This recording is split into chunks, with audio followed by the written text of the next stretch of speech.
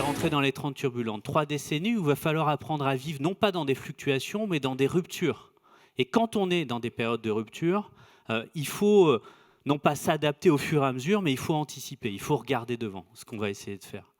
Avec une vraie difficulté pour les acteurs de la fabrique de la ville. La première, c'est qu'on est au cœur des responsabilités des crises environnementales, climat, biodiversité, ressources, mais aussi qu'on est à la tête d'un paquebot phénoménal, qui a une inertie folle. Alors comment est-ce qu'on peut dessiner aujourd'hui un bâtiment qui sera construit dans 5 ans et qui doit durer encore 50 ou 100 ans, alors qu'on ne sait même pas ce qui va se passer demain? On ne sait même pas si le projet de loi de finances va être signé ou pas. Il ne faut pas s'attacher non plus au ministre. On ne sait pas, ça vient, ça passe, etc., etc. Alors, le problème, c'est que non seulement on est responsable, mais on est en plus dans l'impasse. Il y a plusieurs impasses, en fait. La première, c'est la monoculture automobile. Vous reconnaissez celle-là, la Ford T. Quand Henry Ford sort la première Ford T en 1908, il change 3 fois nos villes. 3 fois. La première fois, évidemment, il change nos rues. C'est une forme de révolution qui, avec la hiérarchisation de l'espace public, fait qu'on commence à dessiner nos rues comme des routes. Et on laisse de côté le piéton de façon à faire de la place à la circulation automobile. Il faut attendre la Seconde Guerre mondiale, la fin de la Seconde Guerre mondiale, pour que Henry Ford, finalement, par effet de ricochet, vienne transformer la façon dont on fabrique nos villes.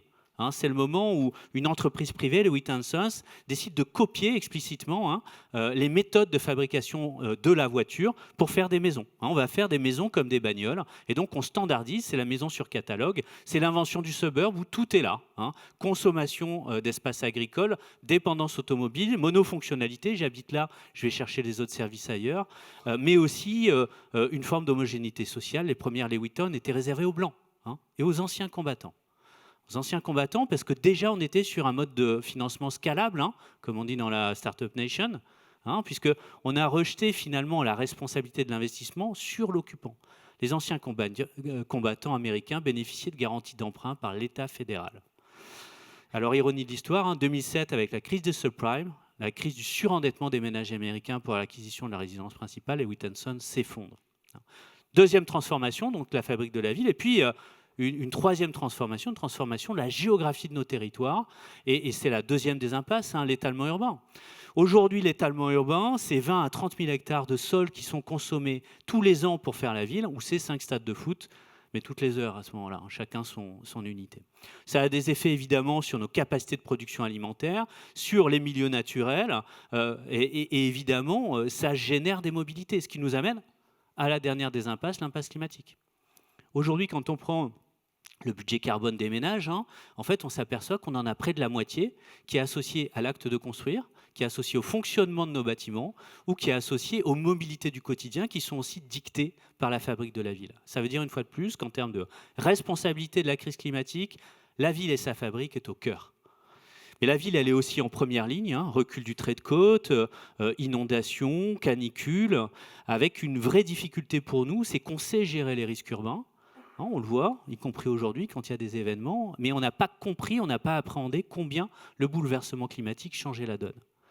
Le bouleversement climatique, c'est pas seulement des coups plus fréquents et plus violents, c'est aussi une nouvelle géographie des risques qui est en train de se dessiner. C'est des territoires qui aujourd'hui se croient à l'abri, avec une vraie difficulté. C'est qu'on gère les risques urbains systématiquement en regardant le passé pour anticiper l'avenir. Or, aujourd'hui, on n'a plus de référence. Ça veut dire que je veux bien qu'on parle de transition ou de transition douce, on en parle ici. Je veux bien qu'on parle d'hydrogène qu'on va foutre dans les bagnoles, etc. Vous savez, ce gaz hallucinogène qui fait rêver un certain nombre d'élus et d'industriels. Mais ça ne va pas se faire comme ça. Alors, il y a un élu local qui disait, il y a un élu national, pardon, qui disait il n'y a pas longtemps, c'est un virage à 360 degrés. Pour vérifier le taux d'énarque dans la salle. OK. Donc vous l'avez compris, c'est beaucoup moins impressionnant et pour autant c'est beaucoup plus radical. En fait, on a 3 virages à faire d'ici 2050. 3 virages à faire pour la ville et sa fabrique. 1, décarbonation, faire notre part. Et la marche est haute. La stratégie nationale bas carbone nous dit une réduction de 96% des émissions entre 2020 et 2050. Alors croyez-moi, il va déjà falloir commencer par changer les chaudières fuel. Il y en a encore 3 millions en France, mais ça ne va pas suffire. Et on ne prend pas le rythme, manifestement, au vu du budget qui s'apprête à être voté. Ça, c'est le premier pas, faire sa part, mais aussi s'adapter. Parce qu'on n'est plus au moment du débat entre atténuation et adaptation. On a un nouveau climat auquel il faut s'adapter et apprentissage de cette nouvelle résilience. Mais il ne faut pas se tromper. On a aujourd'hui beaucoup de débats sur la construction neuve, son efficacité, le nombre de logements qu'il faudrait construire tous les ans, etc., etc. Et c'est des débats extrêmement importants, mais complètement secondaires. On a déjà construit au moins 80% de la ville de 2050. Ça veut dire que la vraie question, c'est qu'est-ce qu'on va bien pouvoir foutre de l'existant pour le ramener au rendez-vous de 2050. Et la question, c'est aussi comment on va s'appuyer sur cet existant pour trouver la réponse à nos besoins de développement. La question, ce n'est pas le jaune qui nous reste à construire, c'est tout le gris qu'on ne veut pas regarder et qui est déjà autour de nous. Les villes du futur, c'est bien pour les colocs, mais on s'en fout. La question, c'est qu'est-ce qu'on fait de la ville qui est déjà là. Il faut qu'on passe d'une forme d'urbanisation linéaire, consommation d'espace, pour faire des objets immobiliers standardisés à obsolescence programmée et avec une multiplication des espaces abandonnés. On est passé de 2 à 3 millions de logements vacants en France en 10 ans. On va bientôt fêter les 5 millions de mètres carrés de bureaux vides en Île-de-France. On a arrêté les chantiers de construction de bureaux? Non, toujours pas. On a aujourd'hui autant de friches dans les nouvelles zones d'activité de l'île métropole que celles qui sont issues du passé industriel du territoire. Ça veut dire qu'on a aujourd'hui une forme d'obsolescence programmée dans notre façon de faire la ville. Le virage qu'on a à faire, c'est aller vers une forme d'inversion des priorités avant de faire du neuf dans des grandes opérations et dans le périurbain. D'abord, mieux utiliser nos bâtiments en intensifiant l'existant et en transformant ce qui peut l'être. Et ensuite, mieux utiliser les espaces déjà urbanisés en densifiant et en recyclant les espaces. J'ai rien inventé. La question, c'est quand est-ce que ça devient le nouveau normal de la fabrique de la ville? Quand est-ce qu'avant de construire, on commence d'abord par regarder ce qui est là? Parce que le statu quo ne tient pas. Les chantiers, il faut les mener. Et on a 6 grands chantiers de l'adaptation qui sont face à nous. Le premier, c'est celui de la canopée. Vous connaissez le sujet, on en parle même sur CNews tous les étés. Même Pascal Praud a dû comprendre le sujet, c'est vous dire. On a des effets d'îlots de chaleur urbains, on a aussi des inondations, on a donc besoin de désimperméabiliser les sols, de les rendre vivants, actifs, en capacité de porter du végétal et planter. Mais qu'il n'y ait pas d'ambiguïté, ce n'est pas planter quelques arbres sur la place de la mairie ou des saloperies connectées sur les parvis devant l'ensemble des gares SNCF, non. C'est le doublement aujourd'hui des surfaces couvertes par l'ombre de nos arbres, ça veut dire qu'il faut considérer que c'est l'équivalent d'une nouvelle infrastructure de métro. C'est faire de la place et déployer des moyens extrêmement importants pour que cette nouvelle infrastructure de résilience se déploie dans nos métropoles. Le deuxième chantier, c'est celui des usages, comment on utilise mieux les bâtiments déjà là, parce que le seul mètre carré bas carbone qu'on peut construire aujourd'hui, c'est simplement en ne le construisant pas. C'est celui qui est déjà là. Mieux utiliser les bâtiments existants, comme ici, cette salle de restauration scolaire qui est pensée pour accueillir des associations le soir et le week-end. Utiliser aussi les temps morts de la ville, comme ici à Césure, où on a aujourd'hui dans 23 000 m², plus de 300 organisations, dont la mienne, qui sont accueillies temporairement, le temps d'attendre les chantiers. On espère que ça va prendre encore un peu de temps. Et puis le troisième chantier, c'est celui du bâtiment. Tout ce qui tient debout aujourd'hui doit avoir une seconde vie. On n'est plus sur des problématiques énergétiques, sur des questions d'isolation, on est sur des questions de matière. Le carbone est dans la matière. La question, c'est comment on préserve la matière existante. La seconde vie, c'est ça, c'est faire du neuf avec du vieux. Tout ce qui tient debout, par défaut, doit avoir une seconde vie et on doit éviter la démolition.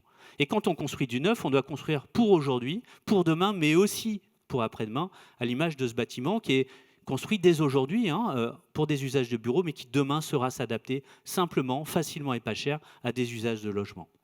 Quatrième des chantiers, vous le connaissez aussi, c'est la course aux friches. Chacun cherche sa friche en ce moment, c'est la nouvelle mode.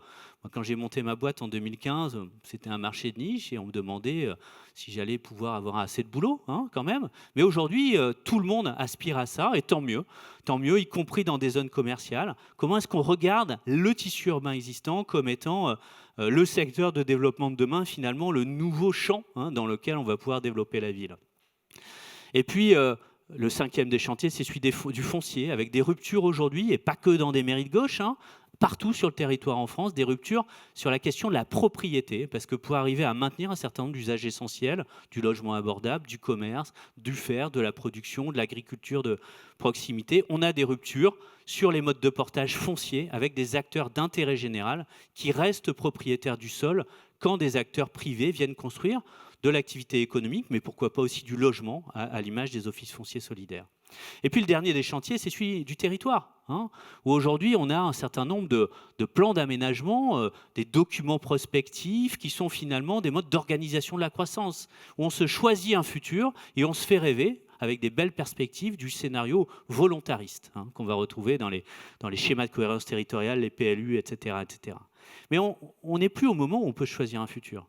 Au temps des 30 turbulentes, la question c'est comment on appréhende et on regarde finalement des futurs inconfortables.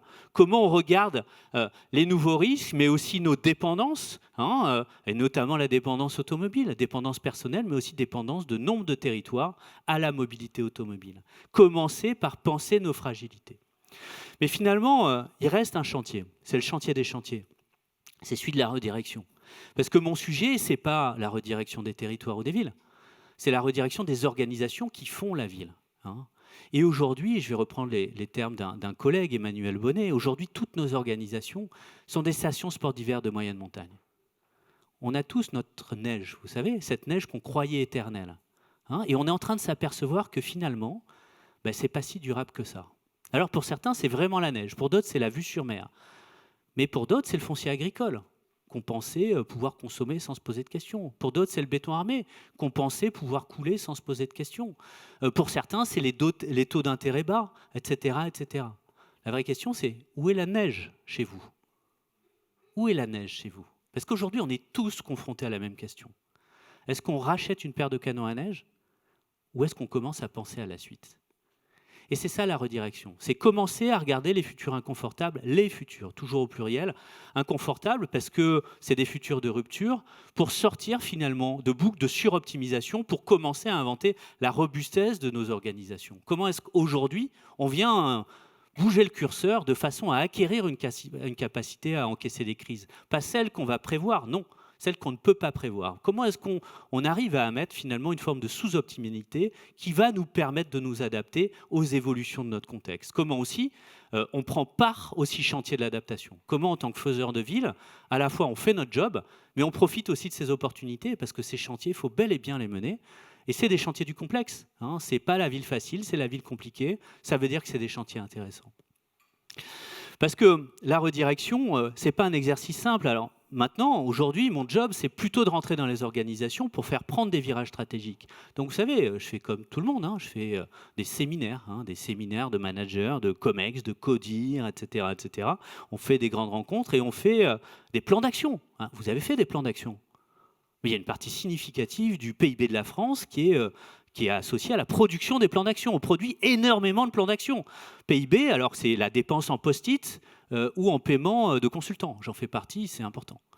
Mais on fait plutôt les séminaires en fin de semaine et puis le lundi, on a oublié.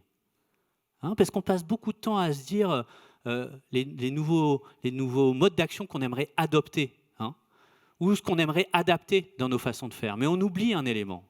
C'est qu'est-ce qu'on va abandonner? Parce que le renoncement est un moyen de passer à l'action. Ne pas faire aujourd'hui, c'est la première des actions qui peut être mise en œuvre. Ne pas faire, c'est dégager des ressources en termes d'investissement, dégager du temps de cerveau disponible des dirigeants, dégager du temps RH, dégager des compétences, dégager du foncier. Ne pas faire, c'est un moyen d'agir, c'est un moyen réellement de faire cette redirection. Alors c'est ma deuxième question. À quoi allez-vous renoncer pour faire ? À quoi allez-vous demain renoncer pour passer réellement à l'action? Parce que c'est ça la redirection. Et il ne faudrait pas qu'on se trompe de diagnostic. On ne vit pas une crise de l'immobilier. Ce n'est pas le début d'une parenthèse comme on en a connu beaucoup. Un moment de parenthèse dans lequel on va se mettre un peu en mode tortue et puis on va attendre que ça passe. On va attendre la fermeture de la parenthèse. Non. Ce n'est pas l'ouverture d'une parenthèse auquel on assiste, c'est la fermeture d'une parenthèse. Une parenthèse heureuse où on a pu couler du béton, consommer du foncier agricole, ne pas se poser des questions de mobilité, pas se poser de questions de finances, etc., etc. C'est la fin d'une parenthèse heureuse et clairement on a fait le job. Mais maintenant c'est fini.